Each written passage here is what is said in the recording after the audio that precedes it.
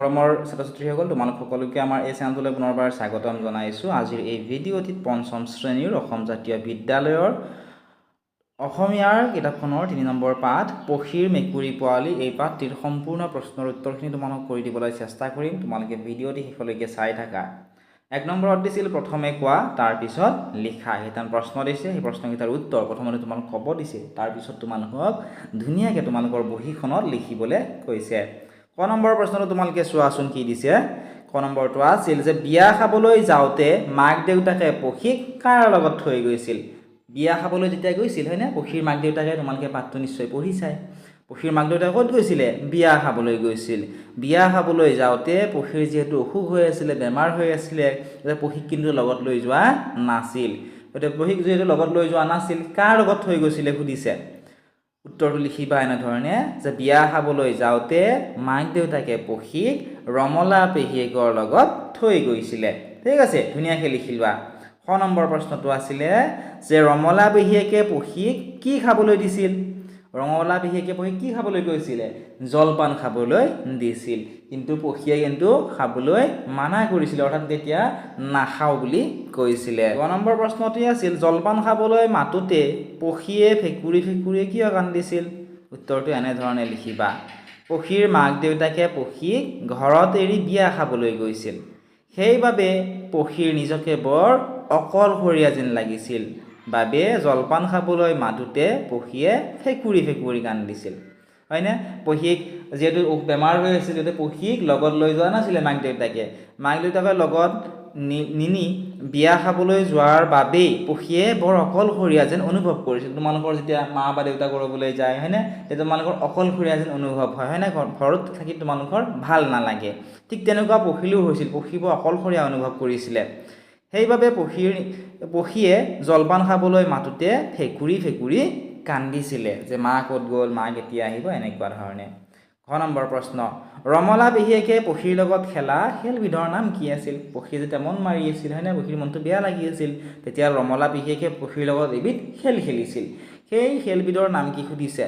যে ৰমলা পেহীয়েকে পক্ষীৰ লগত খেলা খেলবিধৰ নাম আছিলে হেতালি খেল। ঠিক আছে, ধুনীয়াকৈ তোমালোকে লিখি ল'বা। নেক্সট প্ৰশ্নটো তোমালোকে চোৱাচোন। ঙ নম্বৰ প্ৰশ্নটি আছিল যে পক্ষীয়ে বাৰীৰ জোপোহাটোৰ কাষত পোৱা পোৱালিটো কিহৰ পোৱালি আছিল। পক্ষীয়ে যেতিয়া ফেকুৰি ফেকুৰি কান্দি আছিল, তাই কিছু সময়ৰ পিছত বাৰীৰ যিটো জোপোহা আছিল হয়নে, সেই জোপোহাটোৰ কাষত এটা পোৱালি দেখা পাইছিলে। কিহৰ পোৱালি আছিলে সুধিছে। সেইটো কিহৰ পোৱালি আছিলে? এটা সৰু মেকুৰীৰ পোৱালি আছিলে। নেক্সট প্ৰশ্নটো চোৱা। পক্ষীৰ মাকহঁত কেতিয়া ঘূৰি আহিল।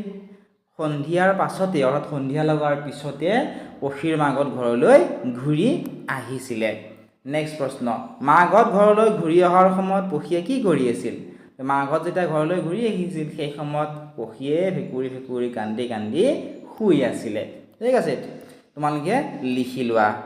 নেক্সট প্ৰশ্নটো চোৱাচোন। পক্ষীৰ মেকুৰী পোৱালিটোৰ কি হ'ল।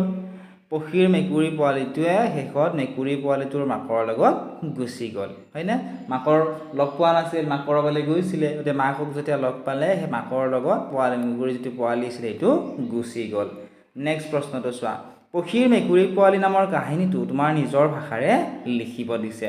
তোমালোকে নিজৰ ভাষাৰে, অৰ্থাৎ তোমালোকে কি কৰিবা, প্ৰথমতে 2, 3 বাৰ 4, 5 বাৰ ধুনীয়াকৈ পঢ়িবা, পঢ়ি বুজি ল'বা। বুজি লোৱাৰ পিছত তোমালোকে নিজেই বনাই লিখিবলৈ চেষ্টা কৰিব। তোমালোকে কিতাপখনত চাই লিখিলে নহ'ব, তোমালোকৰ নিজৰ ভাষাৰে নিজৰ শব্দৰে তোমালোকে বনাই লিখি।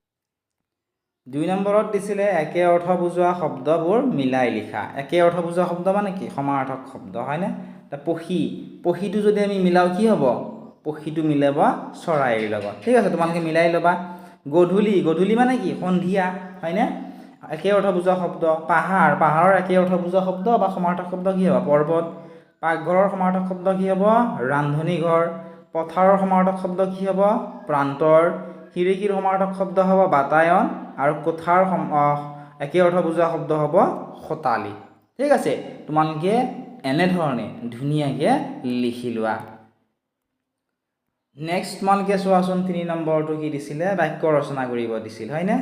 প্ৰথমটো কি দিছে চোৱা, অকলশৰীয়া শব্দটোৰে বাক্য লিখিব দিছে। তোমালোকে লিখিব পাৰা মা দেউতা ঘৰত নাই বাবে আজি অকলশৰীয়া যেন অনুভৱ হৈছে, এনেধৰণে লিখিব পাৰা হয়নে। বা তোমালোকে নিজেও বাক্যবোৰ বনাই ধুনীয়াকৈ লিখিবলৈ চেষ্টা কৰিবাচোন।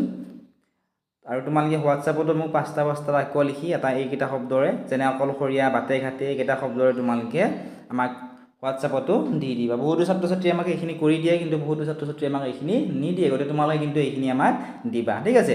বাটে ঘাটে, অনাহকত বাটে ঘাটে ঘূৰি ফুৰিব নালাগে, এনেধৰণে লিখিবা। ফেকুৰি ফেকুৰি শব্দটোৰে লিখিবা। চকলেট আনি নিদিয়াৰ বাবে বিক্ৰমে ফেকুৰি ফেকুৰি কান্দি আছে, হয়নে? তোমালোকেও যে কান্দি থাকা, ঠিক তেনেকুৱা ধৰণে চকলেট আনি নিদিয়াৰ বাবে কোনে কান্দিছিল? বিক্ৰমে। এইটো এটা বাক্য হৈ গ'ল। এনেকুৱা ধৰণে তোমালোকে বিভিন্ন বাক্য তোমালোকে নিজেই বনাই এতিয়াৰে পৰা লিখিবলৈ চেষ্টা কৰিবা। তেতিয়া তোমালোকৰ পৰীক্ষাত এইকেইটা নিদিবও পাৰে, তোমালোক বেলেগ শব্দৰে বাক্য লিখিব দিব পাৰে, হয়নে? গতিকে তোমালোকে চেষ্টা কৰিলেহে তেতিয়া লিখিব পাৰিবা। নেক্সট চোৱা, ভুৰুংকৈ লিখিবা। মানুহ অহাৰ উমান পাই চৰাইকেইটা ভুৰুংকৈ উৰা মাৰি গুচি গৈছিল। কুচি মুচি লিখিবা। কুকুৰটোৱে ঠাণ্ডা লগা বাবে কুচি মুচি শুই আছে। নেক্সট দিছিলে 4 নম্বৰ, বিপৰীত অৰ্থ বুজোৱা শব্দবোৰ মিলাই লিখিব দিছে। আজি কি হ'ব? কালি।